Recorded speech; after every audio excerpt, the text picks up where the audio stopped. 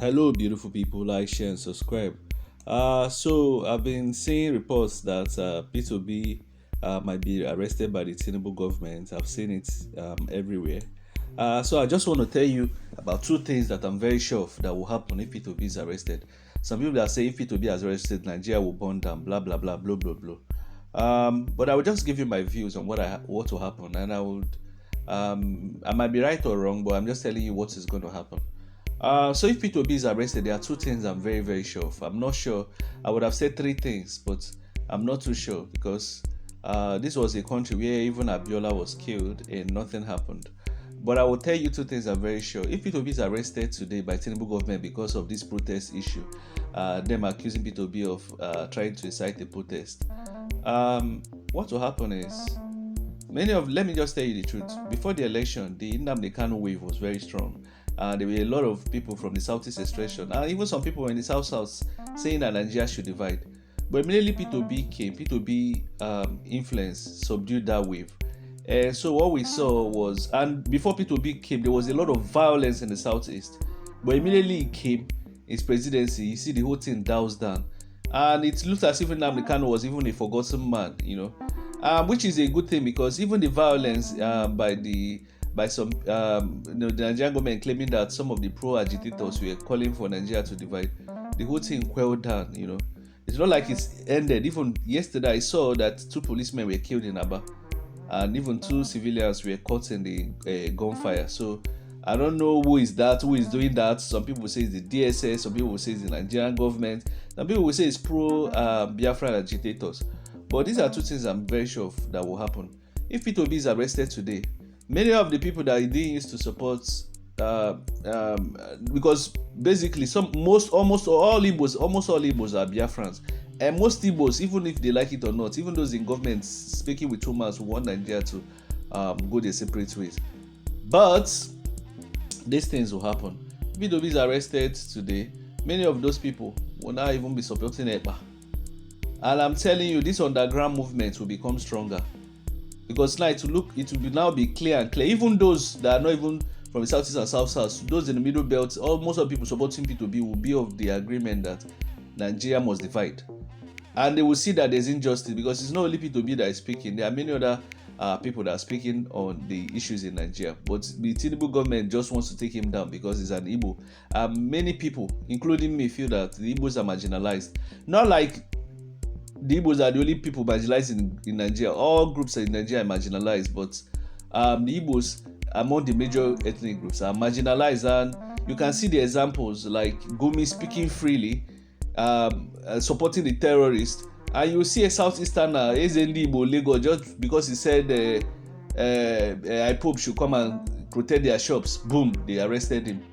So that means Gumi is more powerful than the Nigerian army or the cleric that said they should kill Tinubu's wife and is free. So if Obi is arrested, many people will join Biafra and there will be a lot of escalating issues.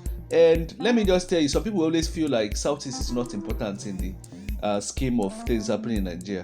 And I will tell you, you're very, very wrong. By the way, this was by Vanguard 2022, September 29. You can go and check it. You can Google it. 65% of the containers from abroad end up in Southwest. This was by the National Inland Water Authorities of Nigeria. You understand? They were even saying that it's important to do like a coastal river and link it up to Onitsha, maybe create the Onitsha port and everything. So that shows you that the Southeast is important. Whether the containers are ending up just for consumption or for manufacturing, it's they are adding value. And if the Southeast is having problem, it's affecting the whole Nigeria. If northern part of Nigeria is having problem, it will affect the GDP of Nigeria, no matter how you look at it. And they were saying most of the the containers end up in Onitsha or Aba. So if Nigerian government was a government that was proactive, they would have built a railway from Port Harcourt, try to decongest Lagos, because those container stuff happening in Lagos, those trucks carrying it must be the reason why there's a lot of traffic jam in Lagos. Why don't they congest Lagos? It doesn't reduce the economic power. Like I mentioned, Nigeria just needs like 3 major important railways. Connect cargo railway from Lagos down to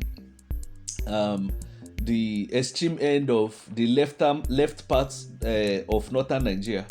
Connect one from Warri, upgrade the Warri airport, Warri seaport, take it down to the middle part, and connect one.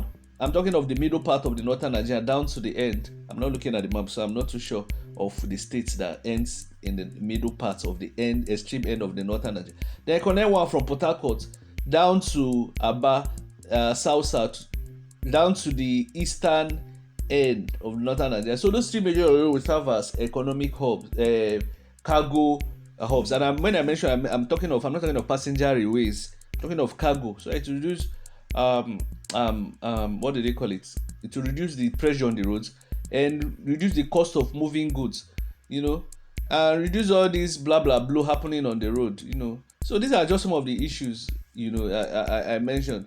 So the secondly, if Obi is arrested, the diaspora, many of them will protest. In fact, people will even start daring many of the ministers and the government officials.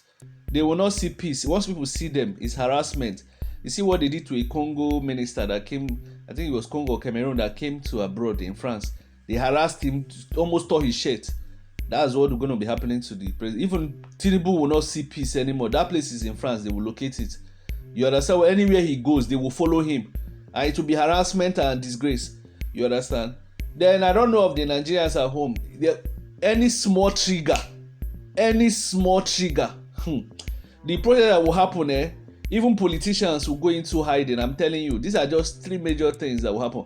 But I'm not sure of the third one. The third one will not happen immediately, but it will happen because of suppressed anger, and the anger, just like putting water in a container, pushing a goat to the wall, and when the goat gets to the wall, it will bite. So that's what's going to happen. It's like people are, because right now, even many of the runners, people that voted TINUBU, are crying in their bedroom. Even after typing rubbish, they are crying. Even the diaspora are sending money, are complaining. We are sending too much money because the economy is bad.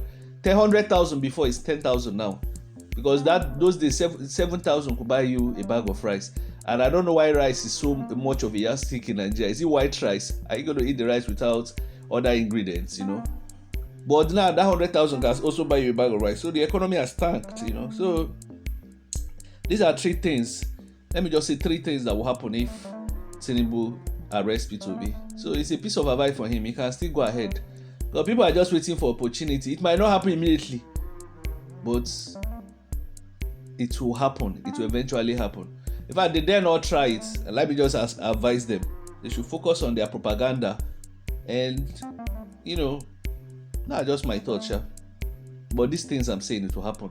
Maybe they could also try an experiment and see whether I'm not happening. Because I predicted this whole protest. And I'm predicting a revolution if they don't stop the hunger. And I predicted that things will not improve in Nigeria. The yardstick is there because the government is not even doing anything. They are not doing anything. If I was in power, those 90 billion, imagine that they used to subsidize fertilizers, herbicides, pesticides, maybe for 40,000, because I heard a bag of fertilizer for something thousand. Imagine if they reduce it to 5,000 or 3,000. They don't need to give it out free. Then bring in a lot of tractors, agricultural machines, and say, come, if you know, they put it in where people do major farming. You understand? They start buying more tractors and more tractors, buy more than 5,000, 10,000 John Deere tractors, do partnership with them so that they give us a subsidized price, 20,000, 40,000. If they were doing all these things, they're trying to see how they will bring in electricity, bring in all this wind turbine, and bringing clean coal, the one they did in Dubai, $3 billion, doing it in Eulugu, you understand, for clean energy, putting it in national grid, doing all these things. By now, people would have seen their efforts and people would say, okay, this guy is working. But they are not doing it. They are just buying planes, Hajj, doing things that are not important. So that is it. You understand? So there's a big fire on the mountain. I don't see how they have the willpower to prove the situation. Let me know your thoughts.